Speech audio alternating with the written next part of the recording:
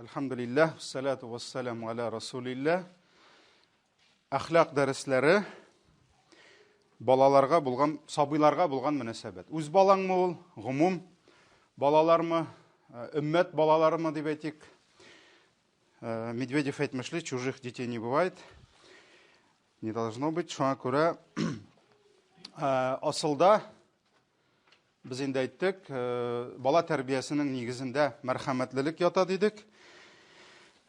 Һәм Пәйгамбәрбез саллаллаһу алейхи ва салламның бездән түгел, ягъни чын мөселман була алмый, әгәр дә кеше нәрсә сабыйларга карата мәрхәмәтле булмаса, шал чәчләргә карата хөрмәт күрсәтмәсә дидек. Шулай бит һәм нәрсә дидек? Кагыйдә моннан чыга. Әгәр дә без җәмгыятьтә өлкән буынга хөрмәт булсын дисәк, яшьләрдән иң беренче өлкәннәр нишләргә тиеш? Вакытында, үз вакытында сабыйларга тиешле игътибар бирергә, тәрбия бирергә һәм аларга карата мәрхәмәтле булырга тиеш. Әгәр дә сабыйлар кичкенәдән әти-әнинең, әби-бабайның, өлкән буынның назында, мәрхәмәтендә, тәрбиясендә үссәләр, иншалла бу инде бер сәбәп булачак. Алар үсеп ир, хатын-кызлар булганнан соң өлкән буынга ихтирам, тиешле ихтирам күрсәтер дип инде. Һәм Пәйгамбәрбез саллаллаһу алейхи ва салламның аныгы белән булган вакыйгага тукталган идек, шулай бит.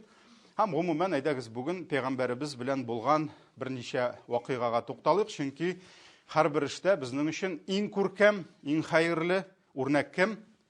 Пәйгамбәрбез саллаллаһу алейхи ва саллям. Шуңа күрә Аллаһ Тәгалә теләсә һәрбер кешегә вахый күкләрдән иңәр иде. Шулай бит, Wi-Fi ашаманда, башкасы ашамы, фәрештә алып килер иде, ләкин Аллаһ Тәгалә нинди тәртип төзеде? Кешеләр арасыннан сайлады иң намуслы, иң хәерле кешеләрне, шуларны билгеләп куйды пәйгамбәр итеп, аларга пәйгамбәрлек вазифасы бирде, пәйгамбәрләргә мәгълүмат, тәрбияне ирештерә торган махсус фәрештә булдырды. Шулай бит? Җәбраил фәрештә. Җәбраил фәрештә халык җыеп, авылдан авылга, шәһәрдән шәһәргә, кешеләргә вагаз сөйләп, аятлар укып йөрмәде. Айрым кешеләр аша. Шулай бит? Менә бу кешеләрнең задачасы, максаты нинди иде пәйгамбәрләрнең? Иң элек алар үз тормышларында, шәхси үрнәкләрендә кешеләргә тәрбия бирделәр. Пәйгамбәр саллаллаһу алейхи ва саллям иң беренче үзе шундый булды, аннарысын сездә шундый булыгыз дип әйтте. Шуңа күрә Пәйгамбәрбез саллаллаһу алейхи ва саллямның аның халкы, аның өлкәннәргә булган мөнәсәбәте, гаиләсенә булган мөнәсәбәте, аның балаларга булган мөнәсәбәте, аның кафирләргә, хәтта имансызларга булган мөнәсәбәте, булар бөтенесе дә безгә үрнәк булып тора. Һәм Хасан булдымы, Хусайнмы диде. Шулай бит Абу Хурайра истә калдырмаган нәрсә ди, аның баласы шушы оныгы килгәч, оныкларының берсе ул аякларына бастырып, үрмәләп менде ди. Шулай бит, хәтта аның күкрәгенә менеп утырды ди. Бәлки инде шулай авышкандыр, каядыр, утырган булгандыр. Һәм менә шунда аларның инде йөзләре күз алдына китерәбез. Бабай бит инде ул. Пәйгамбәрбез шулай бит, аның йөзе баласының, оныгының йөзе белән чырашты. Һәм Пәйгамбәр саллаллаһу алейхи ва саллям нәрсә диде әле? Нәрсә диде? Авызыңны ач диде. Аш авызыңны диде теге балага. Ул инде Хасан булдымы, Хусайнмы, авызын ачкач, Пәйгамбәрбез аны үбә башлады. Авызыннан үбә башлады инде. Менә Пәйгамбәрбезнең шундый мөнәсәбәте булды. Һәм нәрсә диде? Дуа кылды. Аллаһумма ахиббаху фа инни ухиббуху диде. Я Аллаһ, ярат бу затыңны диде, ярат бу кешене диде, чөнки мин дә аны бик яратам диде. Менә шулай итеп Пәйгамбәр саллаллаһу алейхи ва саллям аныкларына дуа кылды. Киттек алга таба. Еш кына Пәйгамбәрбезгә киләләр иде әниләр, ниндидер сораулары белән, яки каядыр күреп, аларның балаларын ала иде Пәйгамбәр саллаллаһу алейхи ва саллям. Хәтта үз аның мәрхәмәте үз балаларына гына булмады. Гомумән бөтен балаларга карата да ул бик мәрхәмәтле булды. Һәм кай вакыт шундый хәлләр дә булды, кичкенә баланың аның бит сюрпризлары да була, шулай бит. Инде бала үстергән һәркем белә. Ярый, бүген балаларны инде памперсларга төрәләр, шулай бит. Аларның инде көтмәгәндә сюрпризлары бик булмый бүген, ләкин элгәре заманда бит инде памперслар булмаган, бала пишитеп куйган, башка кысып куярга мөмкин, шулай бит. Һәм менә пәйгамбәрбез белән дә шундый хәлләр булган. Шуларның берсе Умму Кайс бинт Михсан. Бу инде сахабия, хатын-кыз, Умму булгач инде Әбу түгел, Умму Кайс Михсан кызы радиллаһу анха, Аллаһ аннан разый булсын, сөйли. Мин бер вакытты улымны күтәреп, пәйгамбәрбез саллаллаһу алейхи ва саллям янына килдем ди. Ул вакытта әле улымды күкрәк сөтеннән башка әйбер алмый иде ди. Демәк, инде әле бик кичкенә булган, ничәдер айлык кына булган.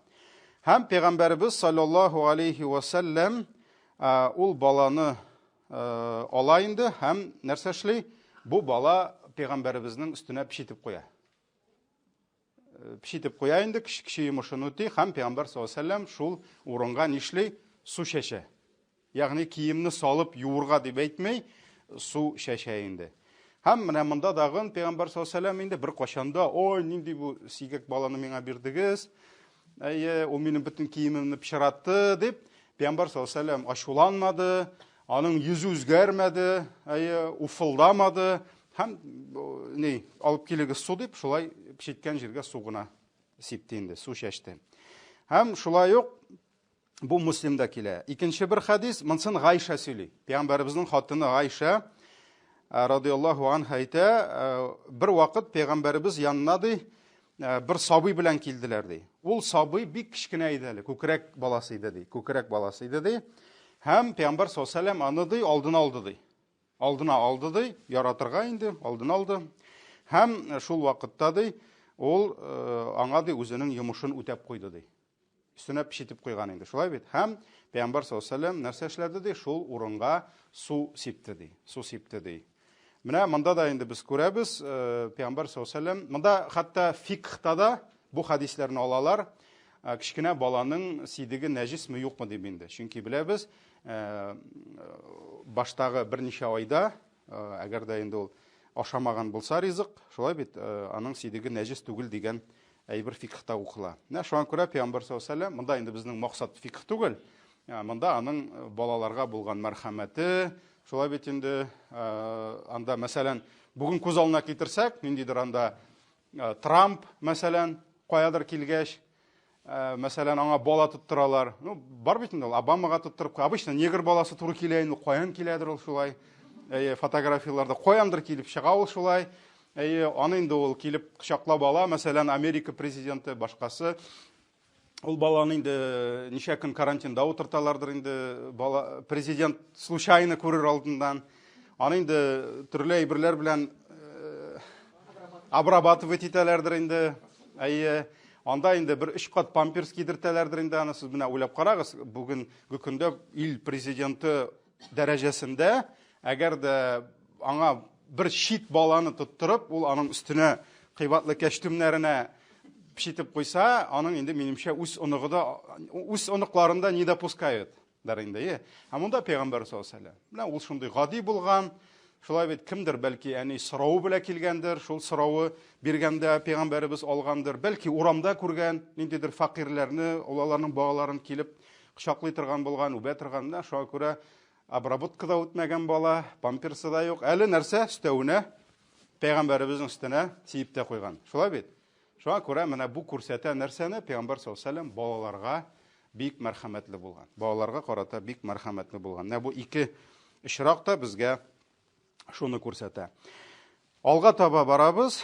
Шулай ук Пәйгамбәрбез саллаллаһу алейхи ва саллям, беләбез, ул бит инде мәчеттә имам була. Имам була. Һәм имам булып баскач, ул инде намаз дөньясына кирип китсә дә, аның колаклары ишетүдән туктамый. Әле монда тагын бер Қызық әйбер бар, бәлки кімдер аны білмәгәндер. Пәйғамбар саллаллаху алейхи ва саллям алда имам болып тұрғанда, біләсіз бит, имам алда басып тұра, артта жәмәғат басып тұра. Ул артны күргән. Артта аның көзі болмаған, ләкин Пәйғамбар саллаллаху алейхи ва саллям әйткән, мин алда имам болып тұрғанда, сізні артта көріп тұрам деген. Бұл аның нәрсәсе инде? Аллахтан берілген мөғжизасы дип әйтикме, караматы дип әйтикме? Мәсәлән, миндә кичкенә генә имам, мин күрмим артта нәрсәне. Кеше күрми, без күрмибез. Ләкин Пәйгамбер саллаллаху алейхи ва саллям күргән, алар кем нәрсә эшли намазда, нәрсә башкара, хәтта Пәйгамбәрбез еш кына ишеткән аларның нәрсә әйтүендә. Менә шуңа күрә Пәйгамбер саллаллаху алейхи ва саллям намазда баса, җәмәгать тезелә. Пәйгамбәрбез вакытында бит инде мондагы мәсәлән Алтан мәчете, хәзерге современный мәчетләр кебек, хатын-кызларга айрым, балконнар, этажлы, андай берләр булмады, микрофоннар булмады. Шулай бит инде, бу 7нче гасыр. Мәчет инде ул вакытта нәрсә? Аның идәне юк. Мәчеттә ком, нәрсә идәндә?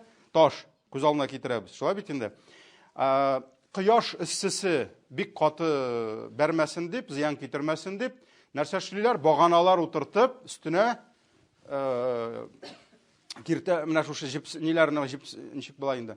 Җепсәләр куеп, шушы җепсәләр өстенә яки инде пальма яфракларын куялар.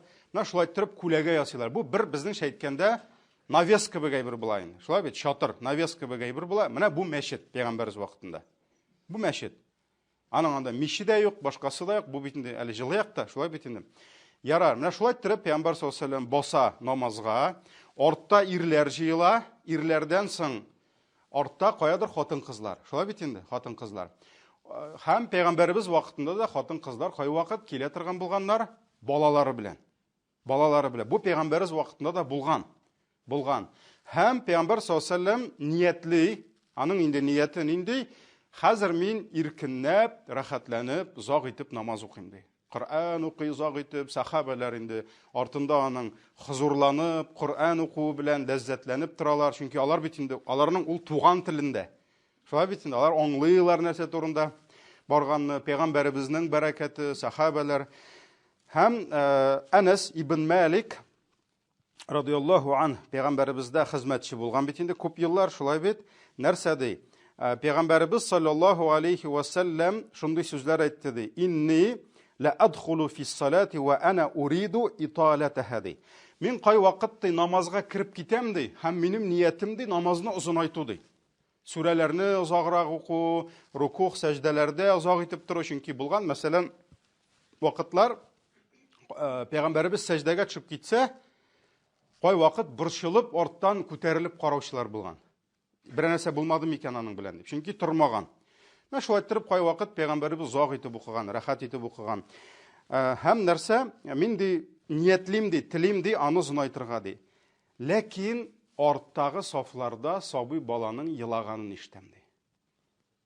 Сабый баланың елаганын ишетәм. Пәйгамбәрбез ишетеп ала, һәм нәрсә ди? Фа атаҗаввазу фи салати мимма а'ламу ли вajdi уммиhi би букаихи ди. Һәм карагыз, бала елаганга түгел, бала тавышы ишеткәнгә түгел. Шушы баланың әнисенең йөрәгендәге хисләрен уйлап мин ди, намазымны кыскартам ди.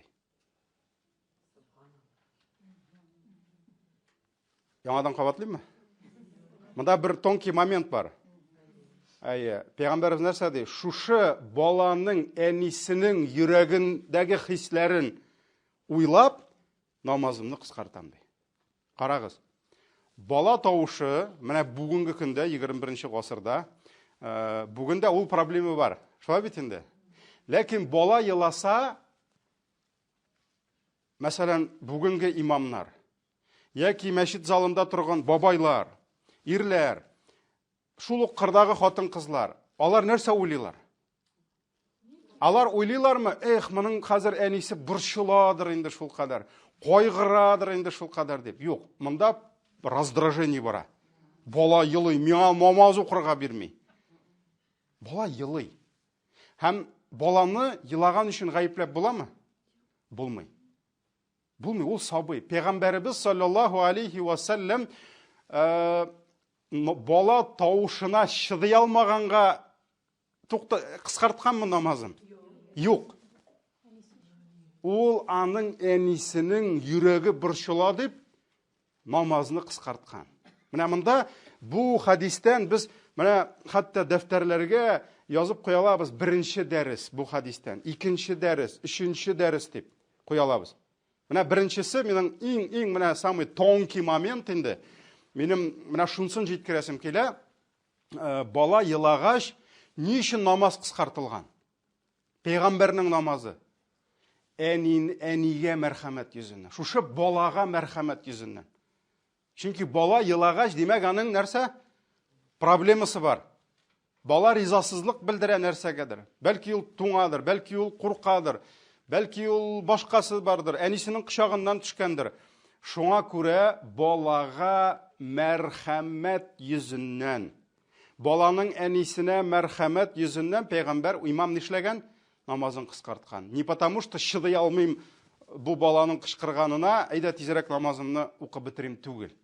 Бездә бүген күп вакытта тавыш чыга кай вакыт, бабайлар да чыгаралар. Мин үзем дә әйтәм, тыйгыз инде балаларыгызны дип, андай җылаганда түгел, күбрәк баштан йөриләр алар. Ләкин менә монда да карагыз, пәйгамбәребезнең намазны кыскартуының нигезе мәрхәмәтлелек балага.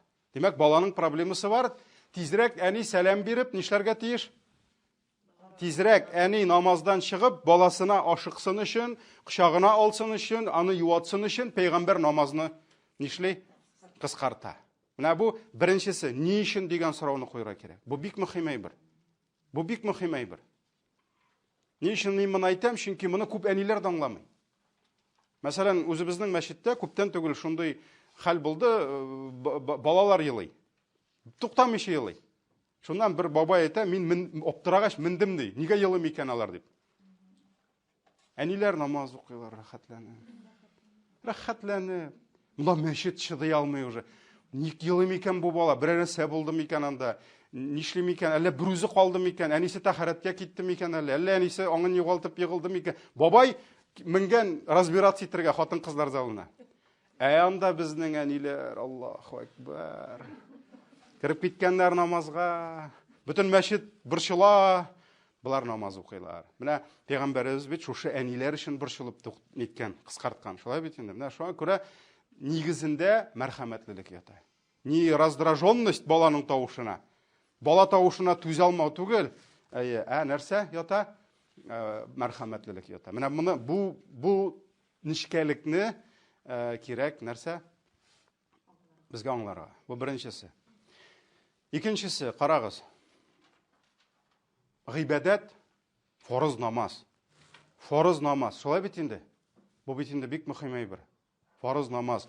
Имам басып тора. Имам кем? Пәйгамбәребез саллаллаһу алейхи ва саллям. Җәмәгать җыелган. Абу Бәкрләр, Гомәрләр басып торалар, Госманнар басып торалар. Бөтенесе, шулай бит инде. Мәчет тулган. Каядыр артта бер бала елый. Карагыз, шушы бала борчылмасын өчен бөтен мәчеттә гыйбадат үзгәрә. Нишли? Целый гыйбадат нәрсә эшли? Подстраивается. Целый гыйбадат подстраивается. Нәрсәгә? Шушы баланың елавына. Шушы баланың елавына. Бу бит инде бик җитди мәсьәлә. Карагыз, фарыз намаз. Бу бит сөннәт турында бармый. Пәйгамбәребез фарызны имам итеп, узун итеп укырга теләде, ләкин нишләде? Кыскартты. Димәк, обстановкага карап, ситуацияга карап, халәткә карап, пәйгамбәребез нишләгән? Кешеләргә карата мәрхәмәтле булган. Ул бит әйтмәгән. Все, намазга кирип киттек. Ишетмәгез баланың җылаганын. Уйламагыз бер проблемагызны да. Юк, проблема килеп чыкты. Кемнеңдер баласы елый. Һәм нәрсә эшли? Акт поклонения начинает подстраиваться под обстоятельства. Карагыз, исламның нәрсәсе бу? Исламның мәрхәмәтлелеге. Фарыз намазны узун итеп тә укырга була, ләкин бит кыскартырга да була бераз. Шулай бит? Сүрәләрне узун укырга була, кыскарак та укырга була. Менә шуңа күрә Пәйгамбәребез саллаллаһу алейхи ва саллям шушы сабыйга мәрхәмәтлелек күрсәтеп нишләгән?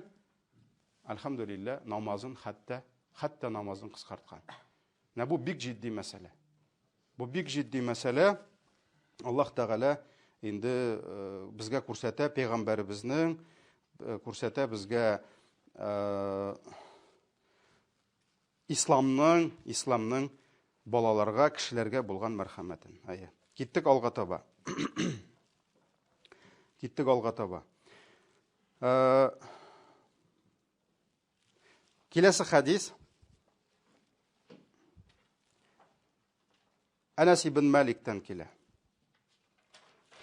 Анас ибн Маликтан килә. Бу хадистә без күрәбез инде. Ни өчен моны әйтеп кенә китәм. Сабыйга булган кешенең мәрхәмәте сәбәп булып тора нәрсәгә? Аллаһның рәхмәтенә ирешүгә. Кешенең сабый балага булган мәрхәмәте сәбәп булып тора Аллаһның аңа булган мәрхәмәтенә. Син әгәр дә сабый балага мәрхәмәтлек күрсәтсәң, бу сәбәп булачак, Аллаһ та сиңа мәрхәмәтле булачак. Аллаһ та сиңа үзенең рәхмәтен бирәчәк. Менә моңа дәлил. Анас ибн Малик радиллаһу анһу тапшыра. Нәрсә ди? Анас ибн Малик әйтә, Гайша янына ди, көннәрдән бер көнне бер ана килде ди. Бер ана килде ди. Һәм бу ана 2 баласын җитәкләгән иде ди. 2 баласын. Булар аш иде ди. Һәм килделәр безгә ди, пәйгамбәрнең өенә, мин өйдә, пәйгамбәребез өйдә юк ди. Килделәр, берәр ашарга ризык юкмы дип ди. Менә күз алдына китерәбез инде. 7-нче гасыр, пәйгамбәребез өйдә юк, ишекне шакый, Гайша чыга, басып тора, әни аш һәм 2 аш баласы. Берәр нәрсә юкмы ди, ашарга ди. Гадәттә бит инде мохтаҗлар кемгә килделәр? Пәйгамбәребезнең өенә килделәр. Шулай бит инде. Шуннан соң Гайша, ул инде көтеп торыгыз ди, хәзер карыйм ди. Ул белми өйдә нәрсә бар. Бармы, юкмы? Чөнки холодильникларда, суыткычларда ризыклар тулып ятмады пәйгамбәребезнең өендә. Шуннан соң кирип китте, эзләде дә, бөтен өйдә эзләп 3 финик тапты. 3 финик. Пәйгамбәребезнең өендә булган бөтен ризык 3 финик. Өчесендә күтәреп чыкты буларга. Менә монда инде уже безнең хәзер хадистан алган ниләр? Нәрсәле? Хадистан алган гыйбрәтләрне карыйбыз, дәресләр. Беренчесе, карагыз, пәйгамбәребезнең өендә нинди хәл? Юк, ашарга юк. Юк, пәйгамбәребезнең өйлеп ятмаянда монда финиклар. Гарәпләрдә финик ул бездә бәрәңге. Ул бездә бәрәңге. Менә без бәрәңге көндәлек ризык булса, гарәпләр финик ашаганнар. Су эчкән һәм нәрсә, менә шулай иттереп, алар инде үз тормышларын күргәннәр. Ярар. Алып чыкты бүтән булган ризыгын. Тукта берсен генә алып чыгыйм әле димәде, икесен дә 2 финик, 3 финик тапты, яра. Шуннан соң Гайша моның өчесен дә бирде әнигә. Улы кешегә бирде. Шулай бит. Әни нәрсә эшли? Бер хөрмәне, әлхәмдүлилlah, 3 хөрмә, булар нишәү? 3. Бер хөрмәне бирде бер кызына, икенче хөрмәне бирде икенче кызына. Һәм Гайша карап тора бит инде. Гайша карый, тигеләр кулларына ризык эләккәч тә нишлиләр? Тизрәк тигене ашый башлар. Ул бит инде пирожки түгел, 3 пишмак түгел. Ул кичкенә генә нәрсә? Финик. Бер финик ул. Бусы тиз генә каба, монсы тиз генә каба. Әни инде ниятли 3нче финикны үзе ашарга. Шулай бит. Һәм менә шулай итеп хөрмәне авызына китерәм дигәндә, тигеләрнең күзләре әнигә карап торалар икесе дә. Пока әни монда әле җыена, пока әни әле бу хөрмәне ашый, иншалла тәмләп, ашка үлмәскә, тигеләр уже ашап бетергән, икесе дә әнинең күзенә карап торалар. Тамак икесенең дә аш, нәрсә эшләргә, ул бит бер хөрмә белән кеше туймый. Шулай бит. Шуннан соң әни бу кызына карый, тигенең күзе, тигенең күзләре әнинең кулындагы финикка карап тора. Бу кызына карый, монсы да карап тора. Бала чага аңлатып буламы? Әнигезнең дашысы килә дигәнне. Алар бала инде. Ул бала. Әгәр дә аларга бөтен әйберне аңлатып булса, алар инде мукаллаф булырлар иде. Ягъни аларга намаз фарыз булыр иде, халал, харам харам булыр иде. Шулай бит инде. Шуңа күрә әле аларның сүзләрендә юк улай бер. Шуннан соң әни нәрсә эшләй? Әнинең йөрәге түзми моңа. Хөрмә килде бит инде. Силәгәйләр килде инде хәзер. Все ашарга кирәк. Гайша әйтә, әни менә шулай икегә бүлде ди. Хөрмәне ди. Һәм бер кызына бирде, тиз генә ашап бетерде. Икенчесен икенче баласына бирде. Ансы да тиз генә ашап бетерделәр ди. Бетте. Һәм әни рәхмәтен әйтеп, балаларын җитәкләп, нәрсә? Китеп барды ди. Бу хәлне күреп, Гайша инде сүзсез кала. Русча әйткәндә в шоке. Һәм аның сүзсез калуының да бер сәбәбе нинди? Монда инде хәдистә юк, мин бераз гына туктап алам инде, шулай паузага басып. Гайшаның әни булганы юк. Шулай бит инде. Гайша ул Аллаһы Тәгалә аны зур галим итеп әзерләде. Пәйгамбәребез кулында тәрбияләтте. Шуңа күрәсең түгел инде ул чыннан да шулай. Гайшаның бу дөньяга килүенең төп максаты, иң зур гыйбадат максатыннан соң инде шулай бит, ул нәрсә? Балалар тудыру түгел иде пәйгамбәребезгә, гыйлем калдыру иде. Шуңа күрә Пәйгамбәр саллаллаһу алейһи ва саллям үлгәннән соң әле ул яшь хатын буларак ничә дистә еллар ул шушы зур гыйлемнәрне таратты. Ул зур галим. Зур сахабалар килеп аннан гыйлем алдылар. Гайшадан. Табигиннар килеп, зур табигин галимнәр килеп алды. Шуңа күрә Гайша ул әни булуның бәлки аңлап та бетермидер. Шулай бит. Ничек әни баласын ярата? Ул бит менә үзең шул балаларны үстермәгәч, каян беләсең инде аны? Шулай бит. Шуңа күрә Пәйгамбәребез саллаллаһу алейхи ва саллям кайткач, Гайша бәйнә аңа моны сөйләп бирә. Гаҗәпләнеп сөйли. Пәйгамбәр күрә Гайшаның күңеле тулып, гаҗәпләнеп сөйләвен. Һәм Пәйгамбәр саллаллаһу алейһи ва саллям аңа нәрсә ди? Ва ма ю'җибука мин залика ди. Нәрсә сине гаҗәпләндерә? Чему ты удивляешься? Пәйгамбәрбез инде заграк яшәгән. Шулай бит, аның балалары да бар, һәм ул әниләрнең дә никадәр мәрхәмәтле икәнен белә. Шулай бит. Шуңа күрә син нәрсәгә гаҗәпләнәсең ди? Менә ди Аллаһ Тәгалә ди, шушы ананың балаларына булган рәхимлеге сәбәпле дә Аллаһ бу анага рәхмәтен салды ди. Аллаһ аңа рәхимле булды ди. Ягъни бу ана балаларына мәрхәмәтле булу сәбәпле үз өстенә кемнең рәхмәтен алды? Аллаһ Тәгаләнең рәхмәтен алды ди. Менә шулай иттереп, Пәйгамбәребез саллаллаһу алейхи ва саллям күрсәтте нәрсәне? Әтиянинең, өлкәннәрнең сабый балаларга карата мәрхәмәте, менә шушы самопожертвование, фидакарлыгы, үзен-үзе корбан итүе, шулай бит, сәбәп булып тора нәрсәгә? Аллаһы Тәгаләнең рәхмәтенә ирешүгә. Шуңа күрә кемдер Аллаһның рәхмәтенә ирешкән шул ук сахабалар арасында, кемдер илне, җирне саклап, сугышка чыгып киткән, кемдер дәгъват белән шөгыльләнгән, кемдер мәчетләр торгызган, кемдер үз балаларына хатын-кыз мәрхәмәтлелек кылып, Аллаһның нәрсә? Рәхмәтен алган. Шулай бит инде. Менә монда күрәбез инде. Әгәр дә бу Аллаһның рәхмәтен алды ни сәбәпле дисәк, моны материальныйга күчерсәк, материальный без бит инде кай вакыт яратабыз, акчалата, нәрсә белән Аллаһның рәхмәтен алды? Соңгы финиге белән. Шулаймы? Соңгы бер финик белән, менә ярты финик белән. Балага ярты финигын биргән өчен, бу яртысын моңа, бу яртысын моңа. Аллаһның рәхмәте килде. Нәрсә? Ярты финик белән дә, димәк, Аллаһның рәхмәтен алырга була. Чөнки үзе аш иде. Аның үзенең моны ашыйсы килде. Әмма ләкин ул шушы үзеннән айырып баласына бирде. Һәм моның нәрсәсе гаҗәп дип сорады. Әни кеше, әти әни, шулай бит инде. Һәм менә монда тагын нәрсә өстәргә була.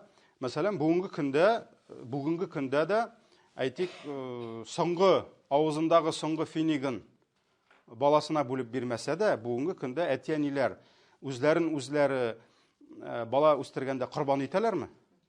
Корбан итәләр. Һәм моңа бик күп мисаллар китерергә була. Мәсәлән, әни кешенең шул ук туфли тузган, аяк киеме тузган, менә хәзер планлаштырды, иншалла хәзер акча керде, хәзер барып алам диде дә, мәсәлән, баласы кайтты мәктәптән ботинкасын йыртып. Мәсәлән, әни әйтәме, улым бойда мин алабыз, бака инде бармакларың чыгып бирсен, әйтә аламы? Ул үзе шулай йөрергә мөмкин. Шулай бит инде. Әмма баласын йыртмый мәсәлән. Менә гади кием мәсьәләсендә, хәтта бүген муллык заманы булса да, бары бөтен кеше бер тигез яшәмый бит инде. Кемнеңдер финанс яклары җиңел булмаска мөмкин, кемдер өчен ышка ялгарга мөмкин. Шуңа күрә нәрсә, әни кеше үзенең, мәсәлән, үзенә аласы киемне, үзенә аласы әйберне нишли корбан итеп баласына бирергә мөмкин. Шулай бит инде, бирә дәген. Аннарысын без бит инде сезнең белән һәрвакыт әйтеп киләбез. Садака, корбан ул бит акча белән генә түгел. Кайвакыт акча ул иң җиңел корбан. Кеше корбан итә үзенә кадерле булган әйберләрне. Мәсәлән, төнне белән бала йоклый алмый, әни йокысын корбан итәме? Яки мәсәлән, кулакчаннар киеп, рәхәтләнеп йоклыймы, бер нәрсә ишетмичә, аннан уяна да, ой, матурым, ишетмәгәнмен, төне буя кыргансың икән дип тегениләрен чыгара да. Юк. Әни кеше уяу. Әз генә бала еласа да нишлей? Сикереп тора, һәм үзенең ничә сәгать йокысын корбан итәме? Кайвакыт акча бирү җиңелрәк. Арган килеш, мәсәлән, ул көне буе карап арган булырга мөмкин. Ул үзенең йокысын корбан итә. Менә монда йокы китте садака. Шулаймы? Корбан булып китте, йокысы китте. Аннарысын ризык белән булырга мөмкин. Финик булмаса да инде, ләкин мәсәлән, әни тәмле ризык пешереп, мәсәлән, ашы булырга мөмкин, итәзрәк булырга мөмкин, балаларга итен күбрәк бирергә мөмкин. Шулай бит инде. Мәсәлән, әле хәзергә сөйлим дә башыма барып җитте берендә. Без кичкенә вакытта тавык пешерәләр бит инде авылда. Безнең тавыкның күтен гел әни ашый иде инде. Без әнидән сорагач, ник аның күтен ашыйсың дигәч, мин шунысын яратам дип. Без инде алдан әнигә хөрмәт яратып, шулай аерып куя идек инде, бу әнинеке дип.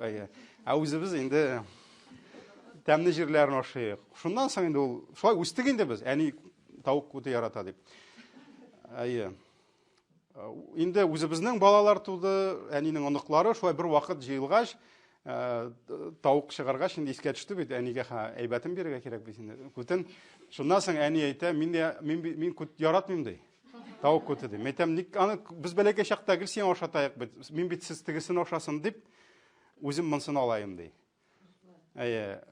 Теге нәтиҗәдә оказалось, әни яратмаган икән аның ул төшен. Без яхшы җирләрен без ашасын дип калдырган.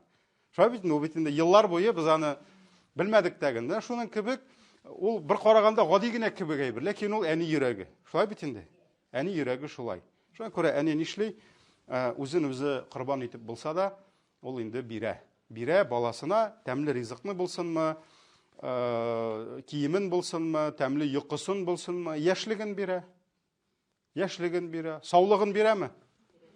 Саулыгын корбан итә. Шуңа күрә хәтта кайбер галимнәр алар шулай хикмәт белән корбанлык дигәч, менә ул бит инде гарәп телендә адхия, жертва дигәч, алар иң зур корбанлык кем нәрсә дип куйгач, сыер түгел, сарык түгел, әти-әни дип әйтәләр.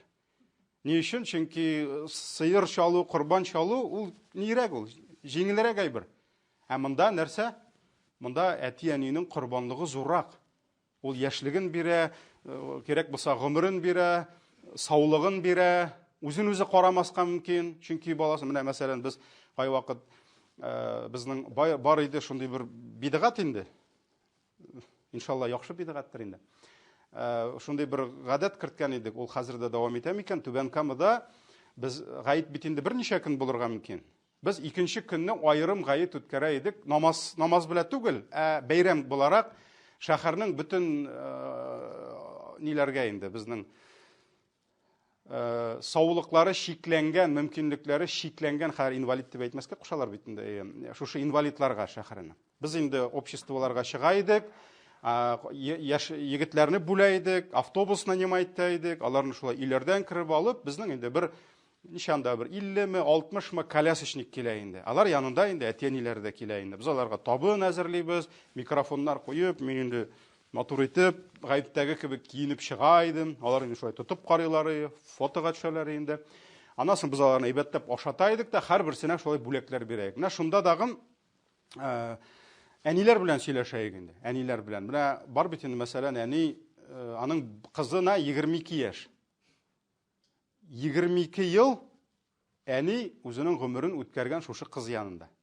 Бәдрәфкә бергә йөриләр, бергә йоклыйлар, бергә яшиләр. Нигә санаторийга дәүләт җибәрсә, әни бит инде ул санаторийда ял итми. Шулай бит инде. Әни артыннан йөри, күп гаиләдә әтиләр юк. Ну, алар сломались. Алар качканнар, манда нәрсә булган инде. Әни кача алмый. Менә шуңа күрә карап торасың, ничек итеп хатын-кыз үзенең гомерен, аның бит инде ул 22 яшьлек кызны күтәреп күчергәндә, ниткәндә, аның бит инде грыжлары да чыгадыр инде, позвоночнигында.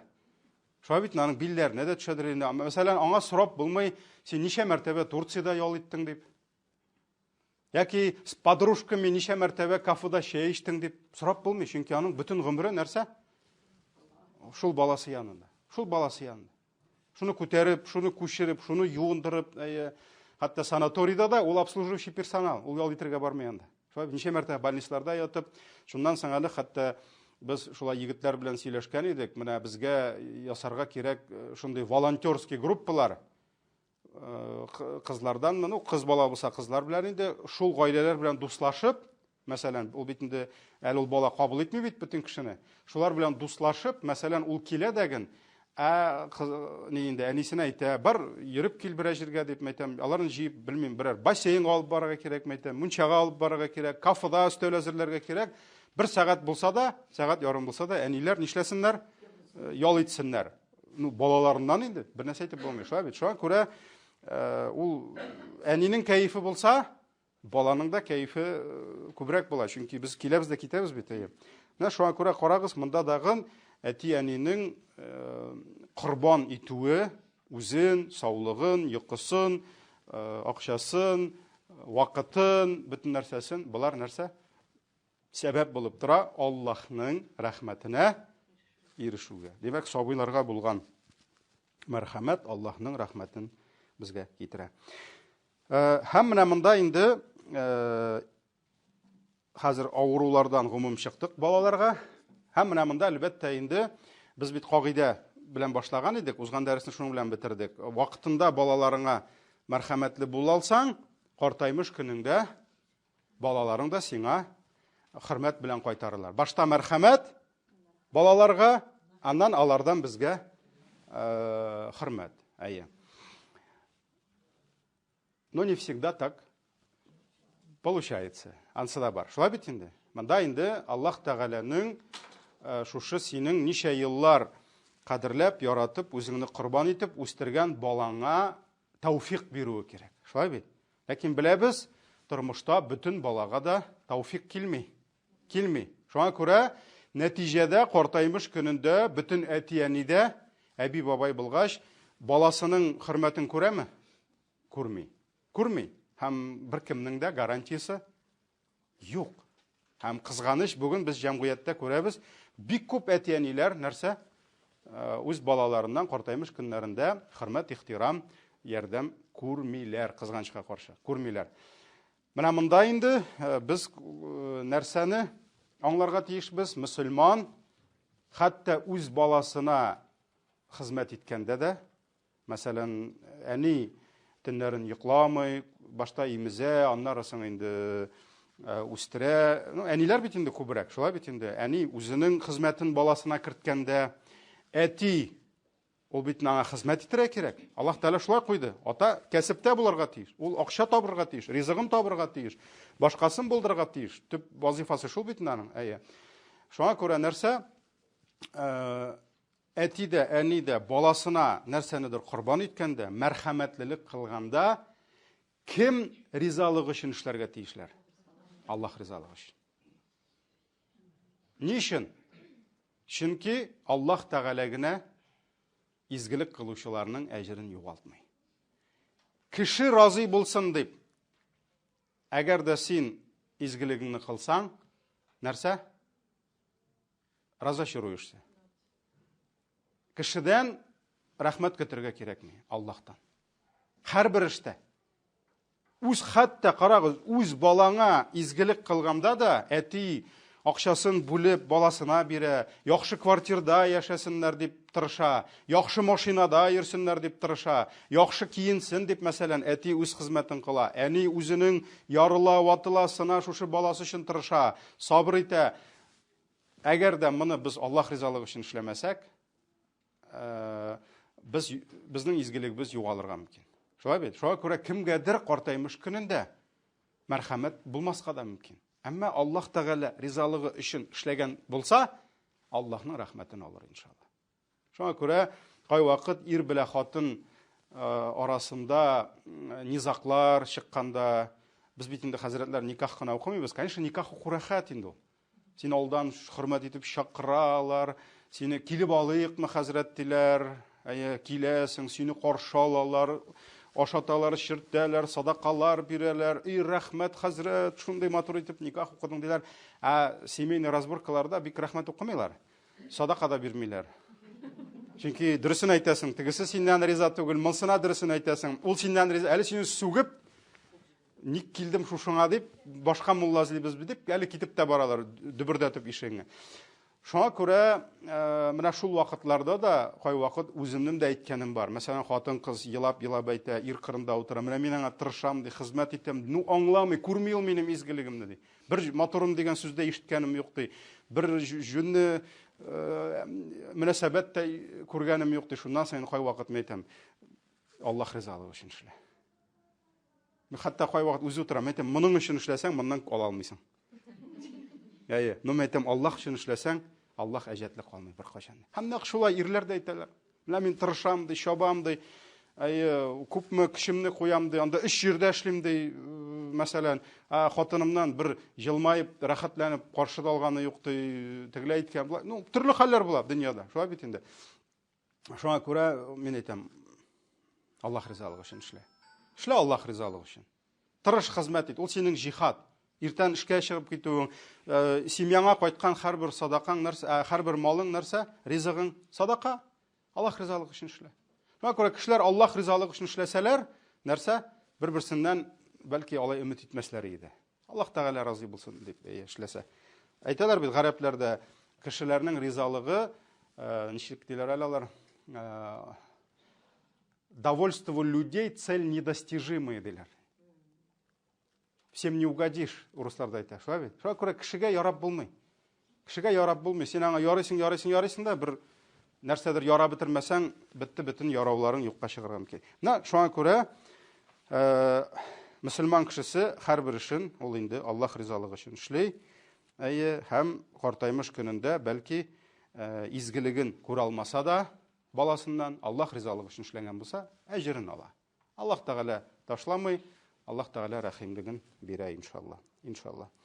Әйдәгез киләсе дәрестә башлыйбыз әти-әнинең баласына булган дугалары белән. Чөнки монда бит инде әле балага мәрхәмәт бирү белән бергә, балага тәрбия бирү, назыңны бирү белән бергә, хәзер нишләре кирәк? Аллаһның тауфигы кирәк. Шулаймы, тәрбиядә Аллаһ Тәгалә тауфик бирмәсә, Аллаһ тәрбияләмәсә, әти-әни тәрбияли алмый. Әти-әни нинди генә искусный тәрбияче булмасын, ничек кенә тырышмасын, нәтиҗә кемдә? Аллаһта. Врач, бәлки ул специалисттыр, супер специалист, тәҗрибәле, кисте, ясады, операция не удалась. Нәрсәседер килеп чыкты да, файдасы булмады. Шулай бит? Нәтиҗә кемнән? Дәва табибтан, Шифа Аллаһтан. Тәрбия әтиянидән, бездән башкасыннан, нәтиҗә тәрбияле бала Аллаһтан. Аллаһтан, шуңа күрә Нух пәйгамбәр дә алып кера алмады. Туган баласын алып кера алмады көймәгә, шулаймы? Булар киттеләр, авыл калды, халак булды.